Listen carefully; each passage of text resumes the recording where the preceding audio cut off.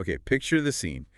It's probably the most high-stakes moment in, well, all of epic literature. Absolutely. They've got two massive armies facing off, conch shells are blowing, adrenaline is just spiking everywhere, elephants are trumpeting. And history is about to be written in blood. Exactly. And right there, in the middle of it all, the greatest warrior of his time, a guy who has literally never lost. He just crumbles. It's a total systemic failure, a complete mental and physical breakdown. Yeah. This is Arjuna. He's standing there, his knees are shaking, his skin is burning, and he drops his legendary bow, the Gandiva. Sinks right into the floor of his chariot. And basically says, I can't do this. He looks out, and the enemy.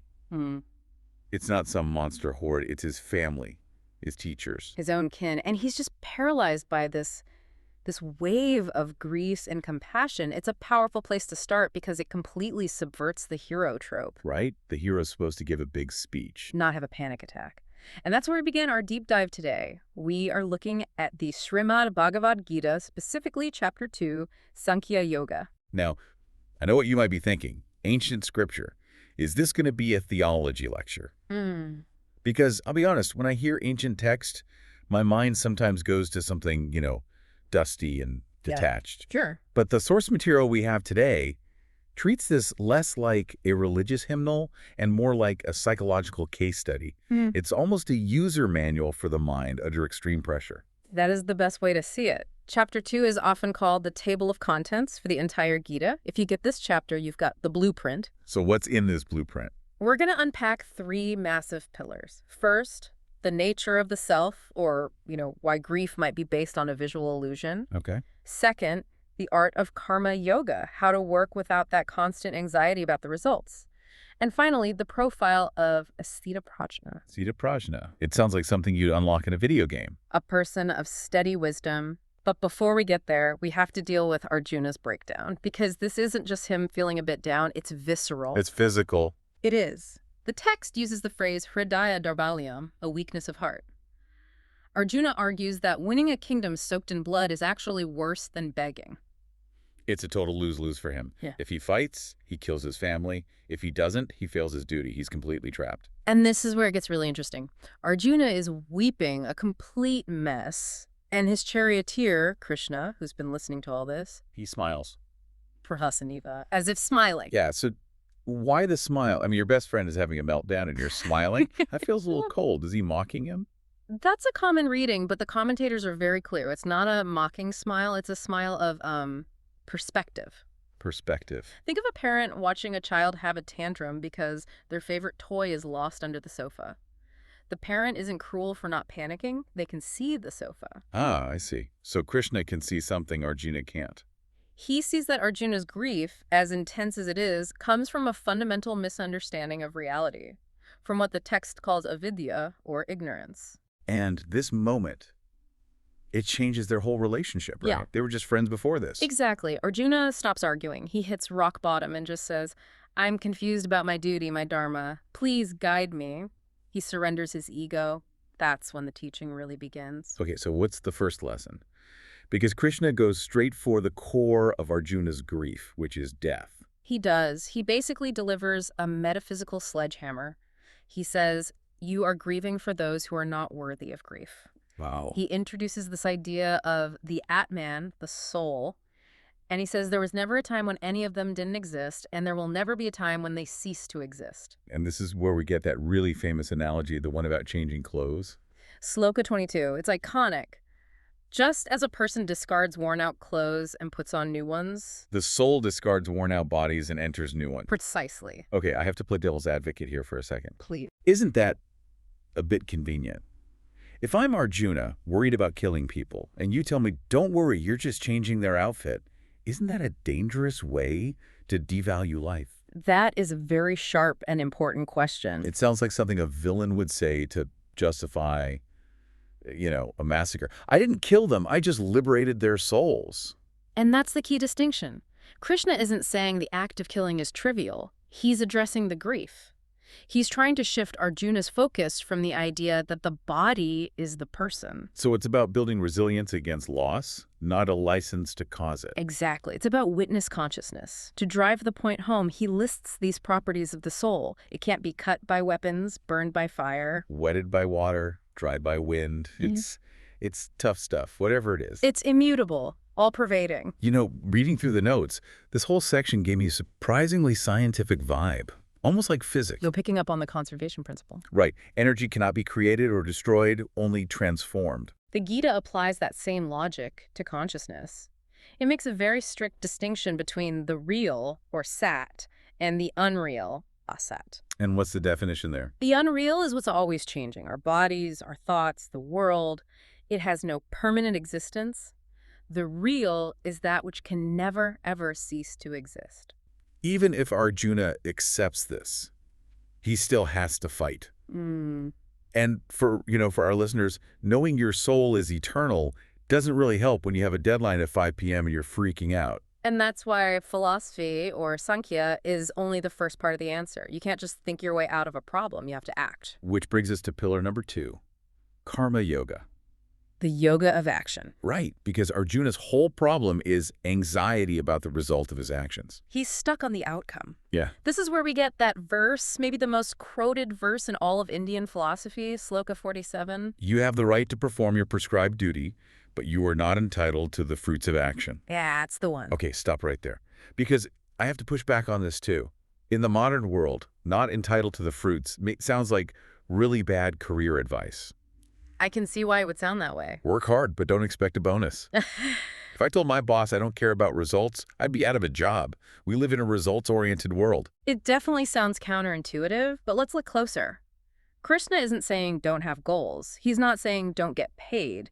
He's identifying the root of anxiety. So it's about the anxiety, not the result itself. Anxiety comes from the mental obsession with the future.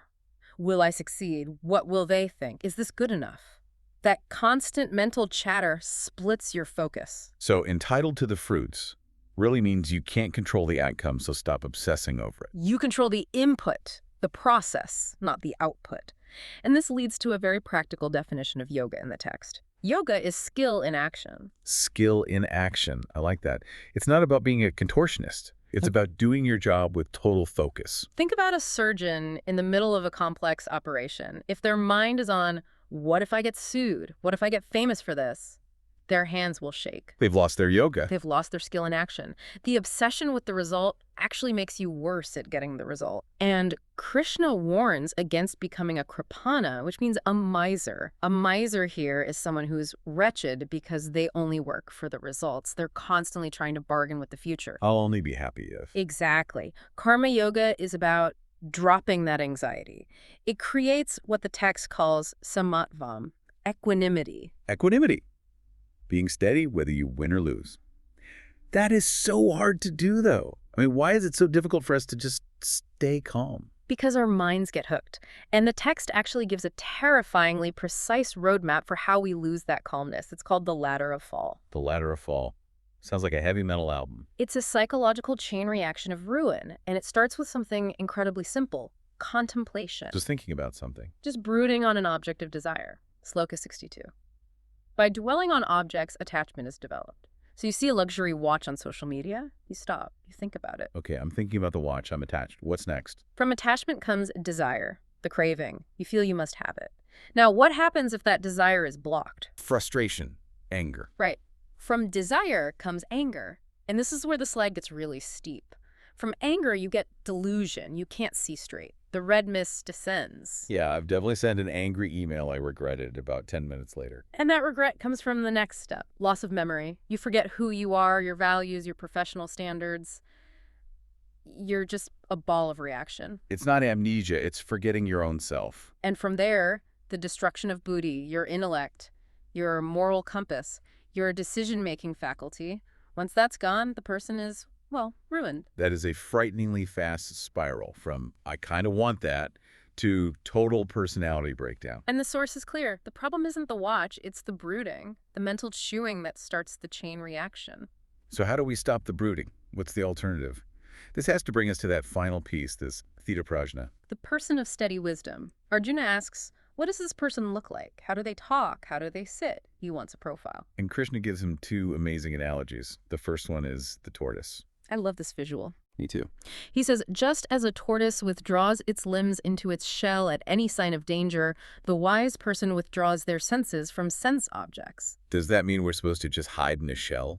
Mm. Because that sounds like becoming a hermit. No, and that's the crucial distinction. It's about control, not suppression. The tortoise puts its limbs out when it wants to move. It's voluntary. Whereas most of us are puppets. The phone buzzes, we look. Exactly. The Sthitaprajna has functional brakes. They can say, no, not right now. It's the difference between driving the car and being dragged behind it. I like that. And the second analogy is the ocean. Even bigger, Sloka 70. Think about it. Countless rivers are constantly dumping water into the ocean. Right. Does the ocean overflow? Does it panic? No. It just takes it all in and remains stable. It absorbs everything without losing its own nature. Krishna says desires flow into the wise person just like those rivers. They feel desire. They aren't robots, but they are not disturbed by it. They don't flood the coastline just because a thought popped into their head. That's really reassuring. Because a lot of us try to meditate and think we failed if we have a desire. This says you can have the desire, just don't let it knock you over. The person who chases every river never finds peace. The person who remains vast and deep like the ocean finds it. This is about choosing Shreyas over Prayas. What's the difference there? Prayas is what's pleasant now, eating the whole cake, skipping the workout. For Arjuna, running from the battle. Shreyas is what is actually good for you in the long run. The wise person consistently chooses the good over the pleasant. So this brings us full circle. Arjuna wanted the pleasant option, run away. Krishna is guiding him to the good but painful option, do your duty. Because running away leads to a different kind of ruin. So Krishna is basically performing cognitive behavioral therapy right there on the battlefield. From breakdown to analysis to action plan to role model. It's a complete psychological arc. It really is. We started with a warrior in tears, and we end with a description of someone as stable as the ocean. There was one last concept at the end of the chapter that really struck me, the idea of prasada. Yes, grace or tranquility. Sloka 64 and 65 say that for the one who controls their mind, they attain this prasada, this profound cheerfulness. And when you have that, the text says, all sorrows cease to exist. Not that bad things don't happen, but the sorrow about them goes away. Because your intellect is steady. You're no longer fragmented. And this, for me, leads to the most provocative thought in the whole deep dive. We're always chasing happiness. We think, if I get the job, I'll be happy. If I win the war, I'll be happy. But the Gita completely flips that equation. It asks, for one who is without peace, how can there be happiness? That hit me hard. We think happiness brings peace, but the source is arguing that you have to establish peace first. Happiness is a byproduct of peace. Exactly. If your mind is chaos, no amount of external victory will fix it. You can be miserable in a palace. But if you're the Sthitaprajna, you can be at peace in the middle of war. And that is the warrior's dilemma solved. It's not about changing the battlefield. It's about changing the warrior. That's the core message. That's all for this deep dive into Chapter 2 of the Bhagavad Gita. It is a dense piece of work, but wow, it packs a punch. It certainly does. It asks all of us to look at our own battlefields, our offices, our families, our own minds, and ask, are we crying in the chariot, or are we practicing skill in action? Something to chew on this week. Thanks for listening, and we'll catch you on the next deep dive.